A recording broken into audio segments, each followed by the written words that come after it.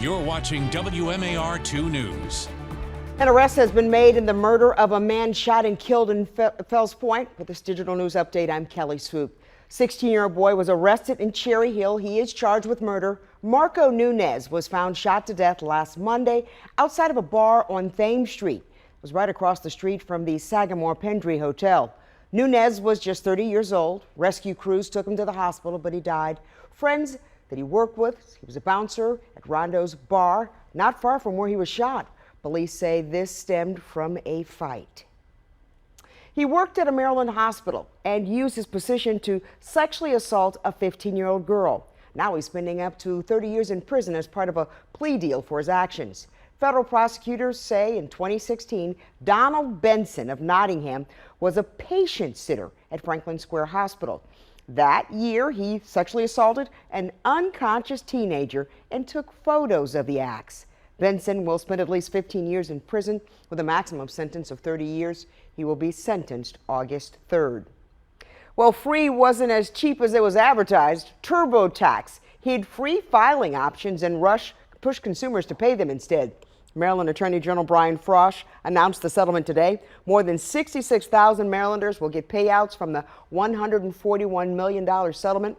It covers tax filings from 2016 to 2018. You'll get about $30 back if you qualify for a refund.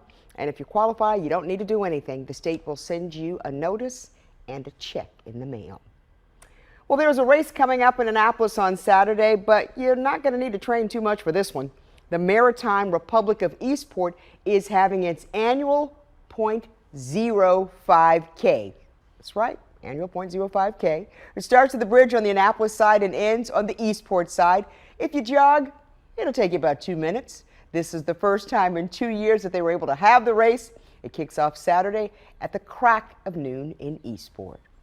And now from WMAR 2 News, Maryland's most accurate forecast. We're going to be dealing with clouds as we head into your Thursday, but thankfully we're not looking at rain in the forecast for the day. Temperatures are going to be cooler, talking about struggling to get into the 70s, but I do think we get there after we spend most of the afternoon in the upper 60s. 71 the high in Baltimore, 70 in Columbia, 69 in Annapolis.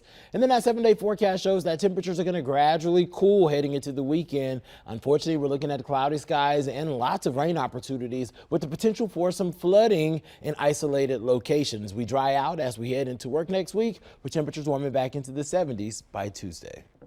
Stick with us online at WMAR2news.com. All day we'll bring you updates on top stories and breaking news. And if you're looking for news and weather while you're on the go, download the WMAR2 News app. You'll find it in your app store.